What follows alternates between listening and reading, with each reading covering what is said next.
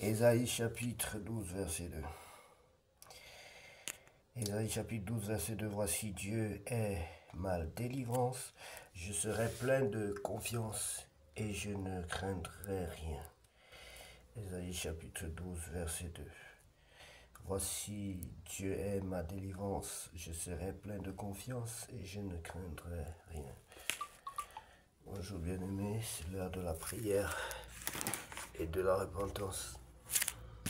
En ce samedi 19 avril 2025, prions ensemble. Seigneur, en ce nouveau jour, nous venons te rendre gloire pour ta bonté et te remettre nos pas.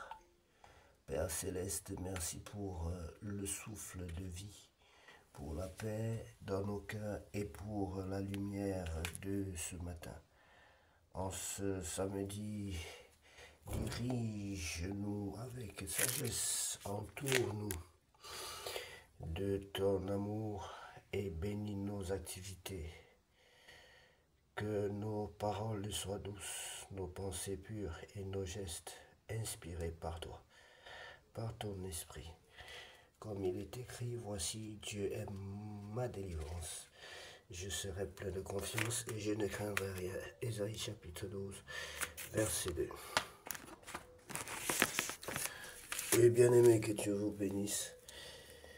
Si tu n'as pas encore reçu le Seigneur Jésus-Christ dans ta vie comme ton sauveur personnel et ton Seigneur, je vais t'inviter à bien vouloir le faire avec moi. Tu vas prier après moi, bien-aimé. Tu vas répéter cette prière après moi. Seigneur Jésus-Christ, je reconnais que je suis un pécheur.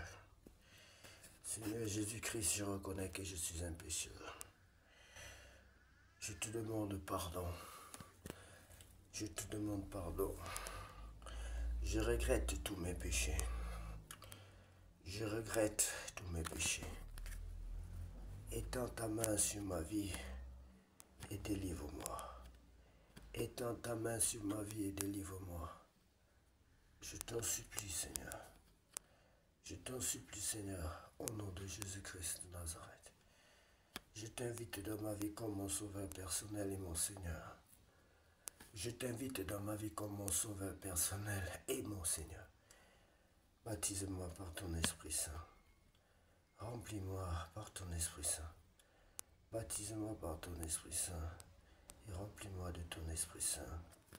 C'est au nom de Jésus-Christ que j'ai ainsi prié. Amen. Bien-aimé, que Dieu te bénisse, toi qui as fait cette prière, d'un cœur sincère, car c'est la nouvelle naissance que tu reçois aujourd'hui à travers ta prière de repentance. Et nous devons agrémenter cela, bien-aimé. Nous devons demeurer dans la présence de Dieu, dans la parole de Dieu. Lisons la parole de Dieu dans le livre de Genèse, chapitre 47. La famille de Jacob dans le pays de Gozen. Joseph alla avertir Pharaon et lui dit, mes frères et mon père sont arrivés du pays de Canaan avec leurs brebis et leurs bœufs et tout ce qui leur appartient. Et les voici dans le pays de Gozen. Il prit 5 de ses frères et les présenta à Pharaon. Pharaon leur dit, quelle est votre occupation? Il répondit à Pharaon, tes serviteurs sont bergers, comme l'étaient nos pères. Ils dirent encore à Pharaon, nous sommes venus pour séjourner dans le pays parce qu'il n'y a plus de pâturage pour les brebis de tes serviteurs, car la famine s'appesantit sur le pays de Canaan. Permets donc à tes serviteurs d'habiter au pays de Gozen. Ton père et tes frères sont venus auprès de toi. Le pays d'Égypte est devant toi. Établis ton père et tes frères dans la meilleure partie du pays, qu'ils habitent dans le pays de Gozen, et si tu trouves parmi eux des hommes capables, mets-les à la tête de mes troupeaux.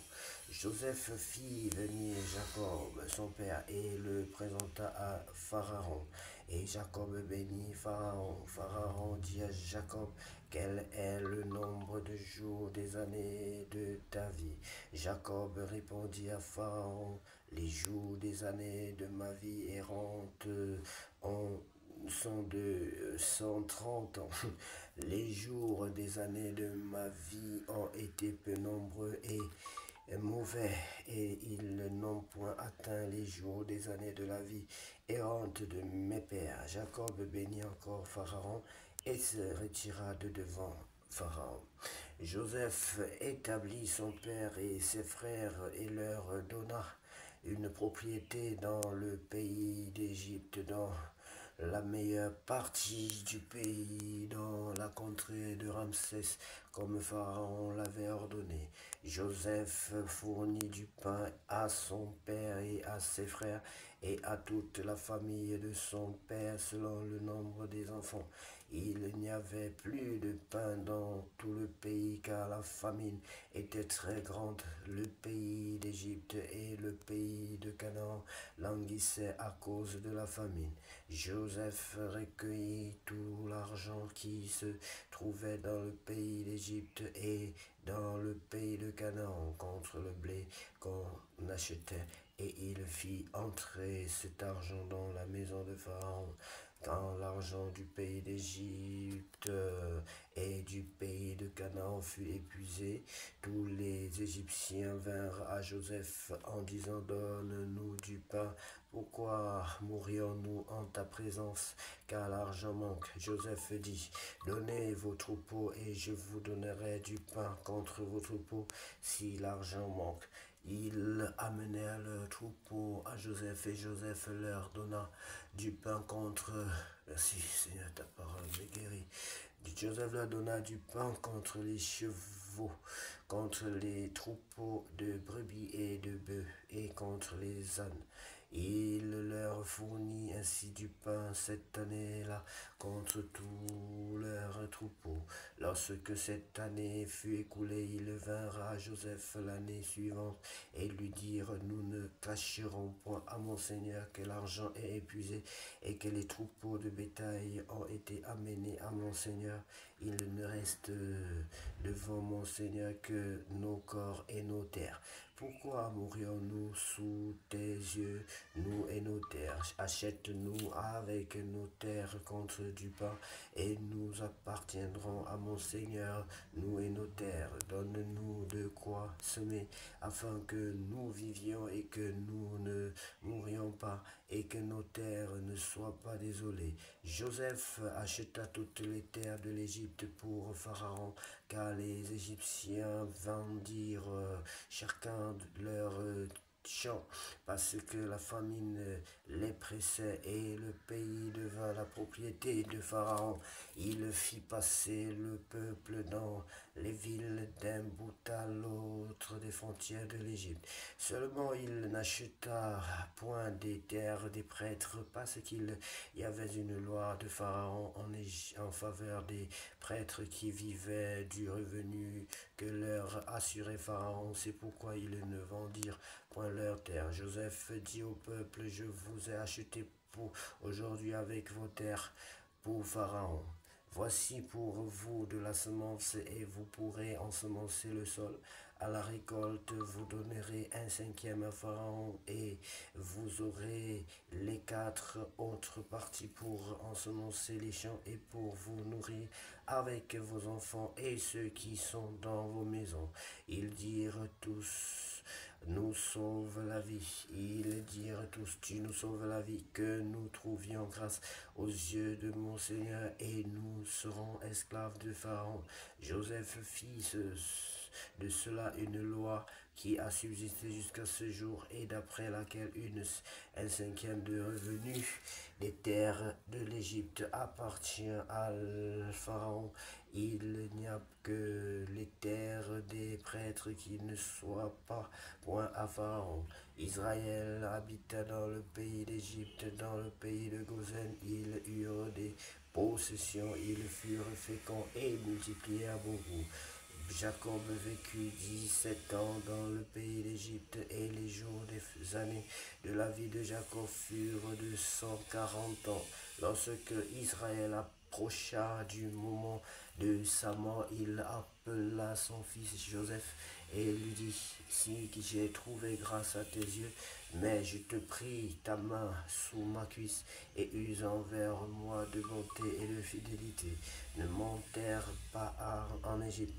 Quand je serai couché avec mes pères, tu me transporteras hors de l'Égypte et tu m'enterreras dans leur sépulcre. Joseph répondit, je ferai selon ta parole. Joseph dit, jure-le-moi, et Joseph le lui jura. Puis Israël se prosterna sur le chevet de son lit. Merci Seigneur pour ta parole. Ta parole c'est la vérité. Ta parole c'est la vie. Sans ta parole nous ne sommes rien Seigneur. Ta parole est Dieu. Ta parole est la source d'eau vive. Merci bien-aimés pour votre attention. Que Dieu vous bénisse et que cette journée soit la plus belle de toutes les journées déjà passées sur cette terre. Au nom puissant de Jésus-Christ, nous avons ainsi prié. Amen. Des paroles pleines de charme.